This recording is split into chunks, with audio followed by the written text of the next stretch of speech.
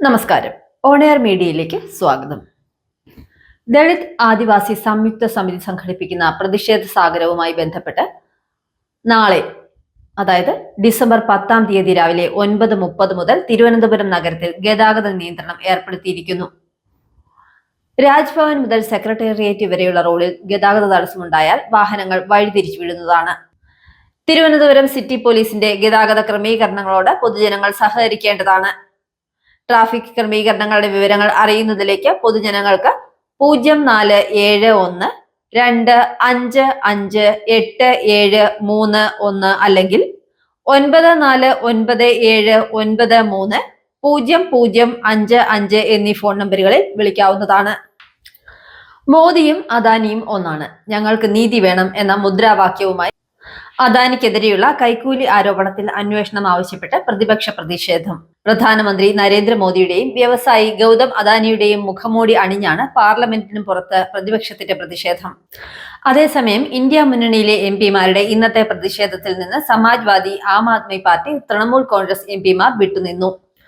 ഭരണത്തിന്റെ സ്വാദ് ശരിയായ തോതിൽ അനുഭവിക്കാൻ നാട്ടിലെ ജനങ്ങൾക്ക് കഴിയണമെന്നും അതിനുള്ള സാഹചര്യം ഒരുക്കണമെന്നും മുഖ്യമന്ത്രി പിണറായി വിജയൻ തിരുവനന്തപുരത്ത് നടന്ന കരുതലും കൈത്താങ്ങും താലൂക്ക് തല അദാലത്തിന്റെ സംസ്ഥാനതല ഉദ്ഘാടനം നിർവഹിക്കുകയായിരുന്നു മുഖ്യമന്ത്രി. പ്രശ്നങ്ങൾ പരിഹരിക്കുന്നതിന് വേഗത കുറവെന്ന പരാതി ഉണ്ടാകാതെ കാര്യങ്ങൾ തീർപ്പാക്കണമെന്നും വഴിവിട്ട നടപടികൾക്ക് പ്രത്യേക അവകാശമുണ്ടെന്ന പെരുമാറ്റ രീതി ചില ഓഫീസുകളിലും മേഖലകളിലും ഉണ്ടെന്നും അത് നാട് ആഗ്രഹിക്കുന്ന കാര്യമല്ലെന്നും സർക്കാർ അത് അംഗീകരിക്കുകയില്ലെന്നും ഇത്തരം രീതികളിൽ സർക്കാർ കർക്കശ നിലപാട് സ്വീകരിക്കുമെന്നും മുഖ്യമന്ത്രി പറഞ്ഞു. മുഖ്യമന്ത്രിയുടെ നേതൃത്വത്തിൽ നടന്ന നവകേരള സദസ്സിന്റെ ഗുണദോഷങ്ങളെക്കുറിച്ച് പഠിക്കാൻ institute of management in government Navakerala സദസ്സിന്റെ നടത്തിപ്പ് മുതൽ ഭരണനിർവഹണ മേഖലയിൽ ഉണ്ടാക്കിയ ചലനങ്ങൾ വരെ സമഗ്രമായി വിലയിരുത്താനാണ് തീരുമാനം. ഏറെ വിവാദങ്ങൾക്കും സംവാദങ്ങൾക്കും വഴിവെച്ച സദസ്സ് സമൂഹത്തിൽ എന്ത് പ്രതികരണം ഉണ്ടാക്കി എന്നാണ് IMG പഠിക്കുന്നത്. CPM ജില്ലാ സമ്മേളനങ്ങൾക്ക് നാളെ തുടക്കമാകും. കൊല്ലത്താണ് ആദ്യ സമ്മേളനം. നാളെ മുതൽ ഡിസംബർ 12 വരെ കൊട്ടിയം, മയ്യനാട്, ധവളക്കുഴിയിലെ കോടിയേരി ബാലകൃഷ്ണൻ നഗറിലാണ് കൊല്ലം ജില്ലാ സമ്മേളനം. PB അംഗം MA ബേബി പ്രതിനിധി സമ്മേളനം ഉദ്ഘാടനം ചെയ്യും.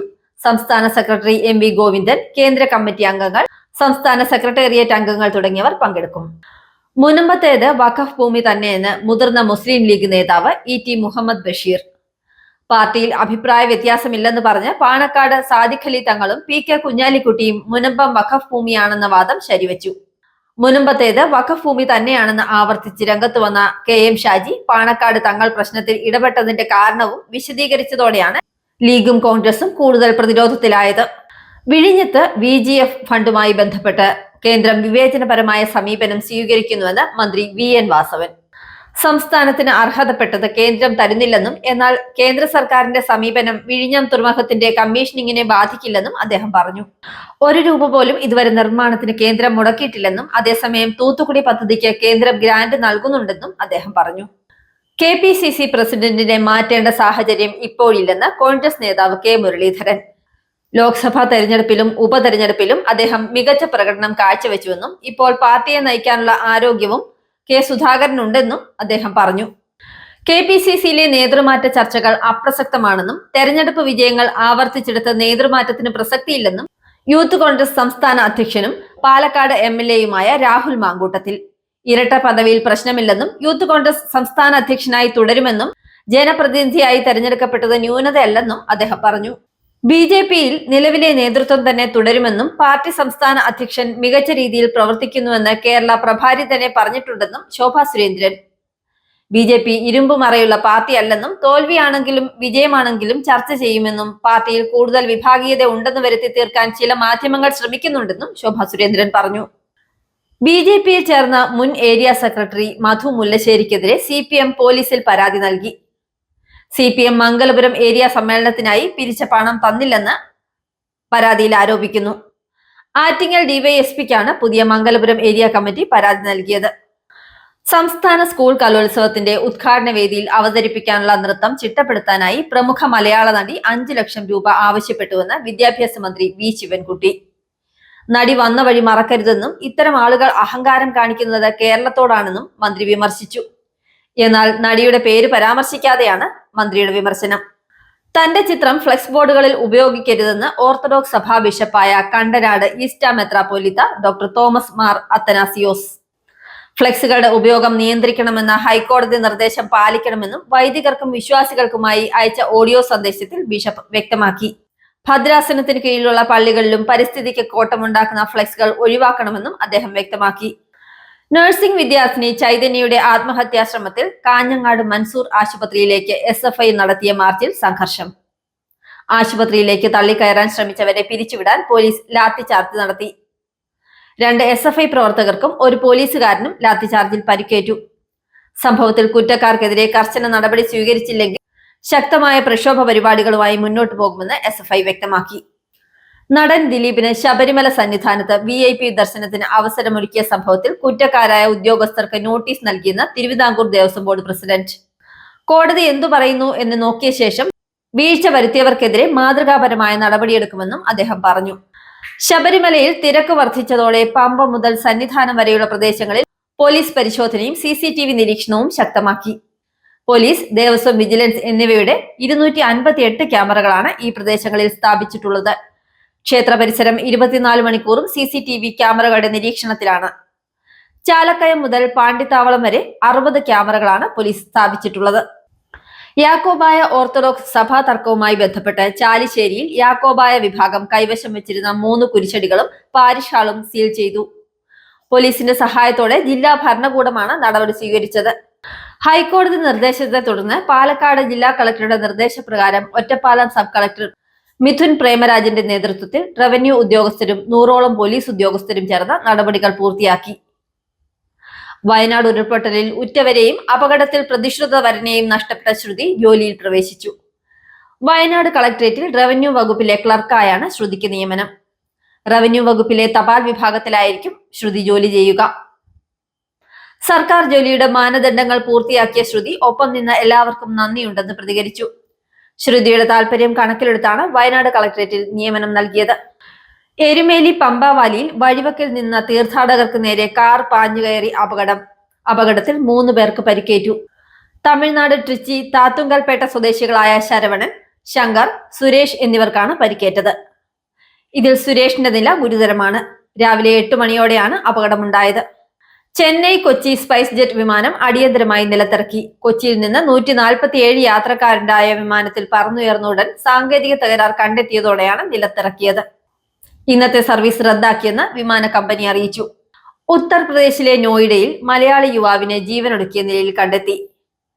മാവേലിക്കര കുറത്തിക്കാട് കുഴിമുക്ക് സ്വദേശി ബിന്ദു തോമസിനെയാണ് ആത്മഹത്യ ചെയ്ത നിലയിൽ കണ്ടെത്തിയത്.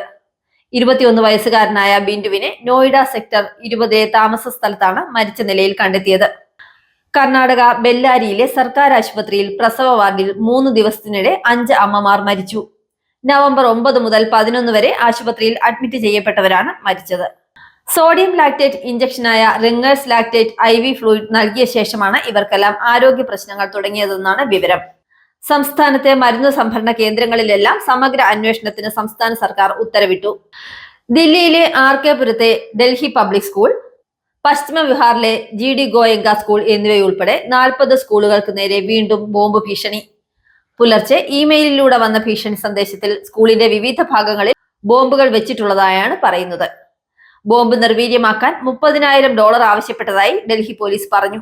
സമുദ്രാതിർത്തി ലംഘിച്ചെന്നാരോപിച്ച് ശ്രീലങ്കൻ നാവികസേന 8 ഇന്ത്യൻ മത്സ്യത്തൊഴിലാളികളെ അറസ്റ്റ് ചെയ്തു. 2 മത്സ്യബന്ധന ട്രോളറുകളും പിടിച്ചെടുത്തു.